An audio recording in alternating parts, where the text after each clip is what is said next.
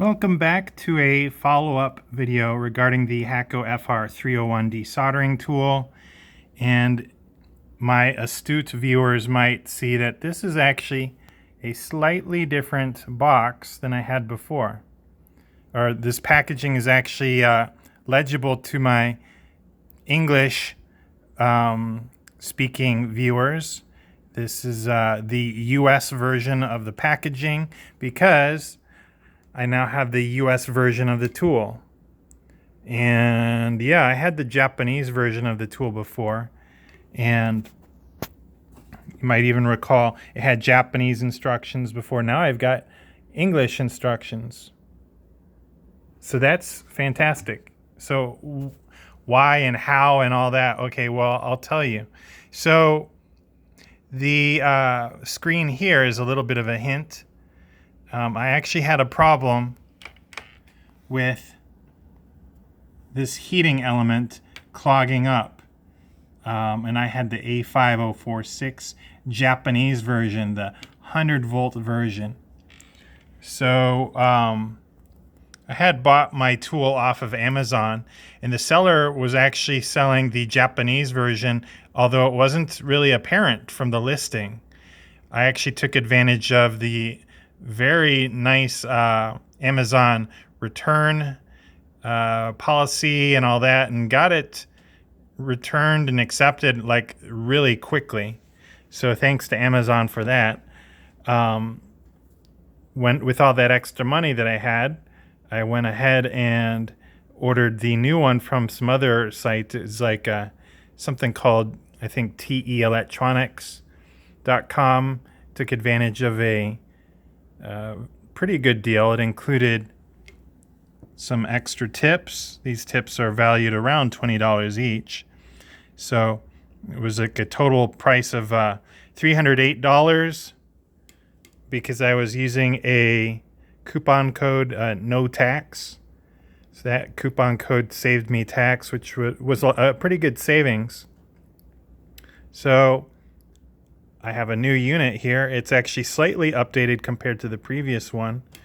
It talks about here some of the features, improved temperature recovery time. You can even see here there's a special calibration hole here, which I had known about from doing some research online. But basically, if, for example, I did replace the heating element, it might need to be recalibrated so that these temperatures actually line up to what it's creating. So that's cool.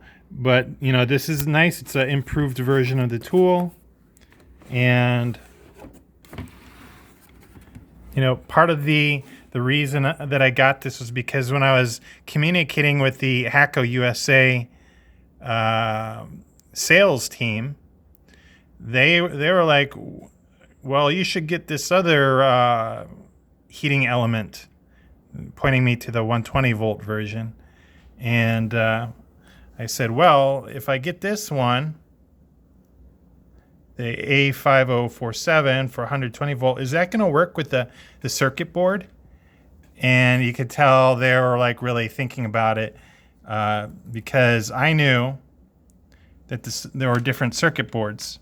So this PWB item, which is the circuit board here, had 100, 120, 127, 220, 240 version of the circuit board. And I knew from doing some research that it would cost me like $30 to get a new one of those. And actually those heating elements were a lot more expensive. If I was to get a heating element from Japan, that would be $50 to $70. In the United States, about the same cost for the US version. So they came back and they said, well, you should just return your desoldering tool and just get the US version. And thanks to Amazon, that was pretty easy to accomplish. I literally just brought the tool unboxed to a UPS store. They boxed it up. They used I had a QR code that linked to the tracking number. And once that registered, like pretty much immediately I got my money back from Amazon. So that was really cool and convenient. So here we are just like a week later, and I've got my new tool. I'm excited to use it. I will follow all the instructions, you know, as far as like a duty cycle. So duty cycle meaning, you know, you press the trigger for maybe a couple seconds and then let it not be used for like 10 seconds. Well, that was what the rule was for the old tool. Maybe this one has a better, and it says better recovery time. So I don't know if it notes it. It'll probably note it somewhere on the tool. Let's see.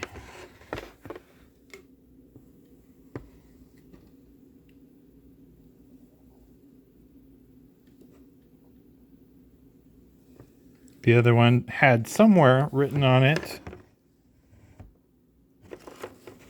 It had a recovery time.